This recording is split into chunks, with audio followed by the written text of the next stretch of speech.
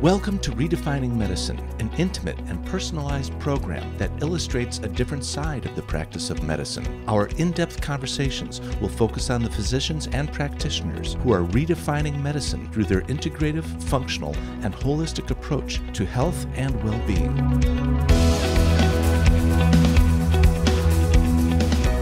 Welcome to Redefining Medicine. We are so pleased to welcome our special guest today, Lynn Billett. She's a nurse practitioner and UCLA graduate.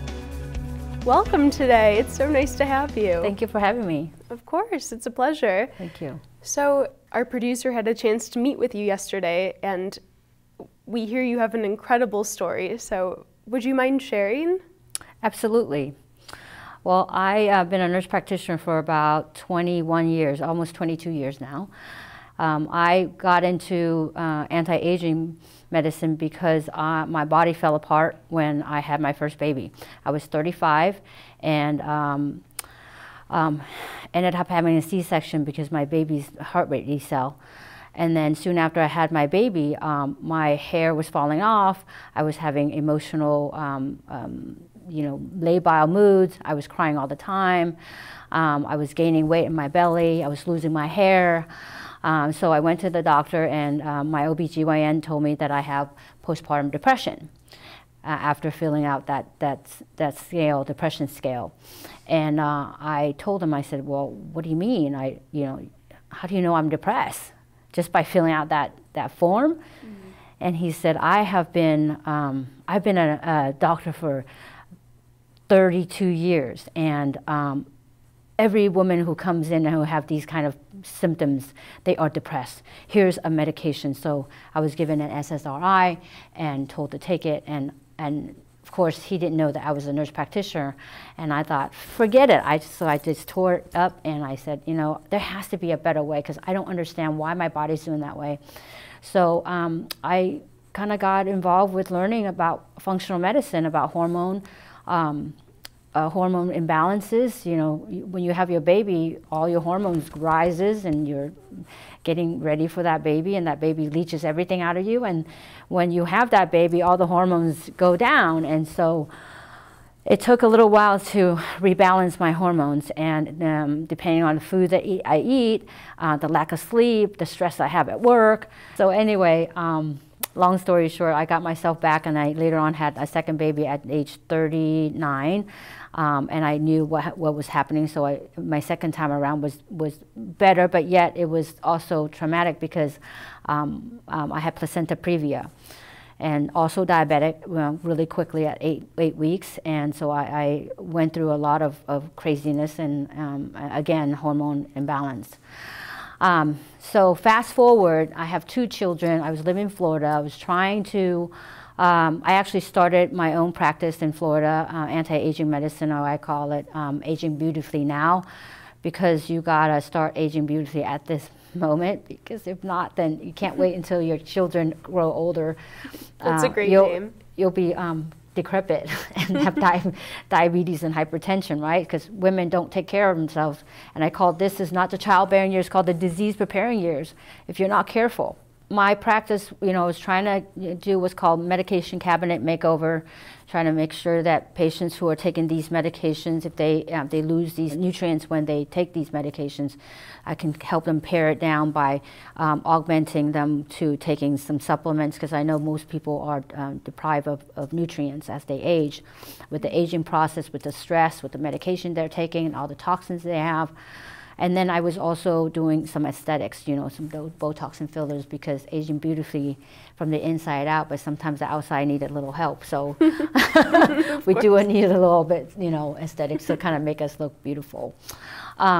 So then soon after my practice started booming, starting to take off, my husband took his life. We were together for 26 years, and he shot himself.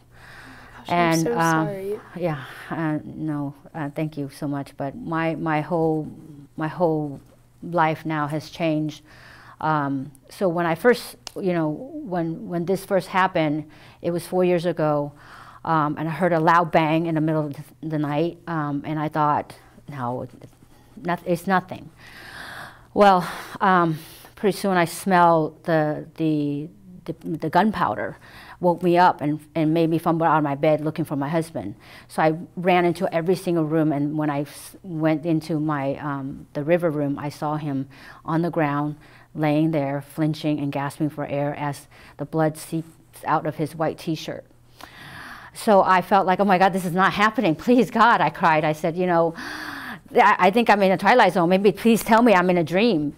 But really it was not a dream. It really happened. So I saw his gun there, and I saw his phone. So just when I was about to touch the gun, there was a like divine intervention saying, please don't touch the gun. What if the police think you did it?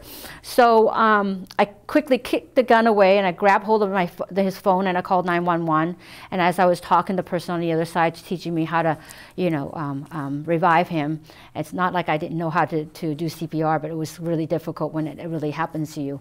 This is not like a mock trial, you know? So anyway, as I was doing that, my 8-year-old daughter walked in, and she was like, what happened, Mom? What's happening? You know, Mom, Dad, and blood was on my face. It was in my white nightgown. And then I rushed her out to the garage, told her, wait for a minute, you know, wait for the paramedics to come and the police to come, and don't come back until I tell you to. So soon enough, the paramedics came and rushed him to the emergency room, and within minutes he was declared dead upon arrival. So there I am sitting there, my heart is pounding out of my chest as I'm hearing my children crying, and then the police was detaining me to ask me questions. You know, what happened to you? You know, was there a fight? You know, was there another, you know, a lover? You know, was there a financial problem? I was detained literally for 4 hours, you know. So fast forward a year and a half, I was suffering from PTSD. I was trying to hold a business, you know, in Florida, flying back and forth and trying to, you know, raise my 2 kids. So I ended up moving back to California, where my family, my whole entourage is. So it was about a year after my husband passed away where I started having some problem with urinary issues. And it was not a urinary issue. It was actually a tumor that grew. It was the size of a baby's head on top of my uterus, and it was really, the cause of it was excessive stress that bottomed out my progesterone, so I had estrogen dominance. And it's a fibro tumor, and they call it a leiomyoma, and it was sitting on top of my uterus, and it was just pushing my bladder down.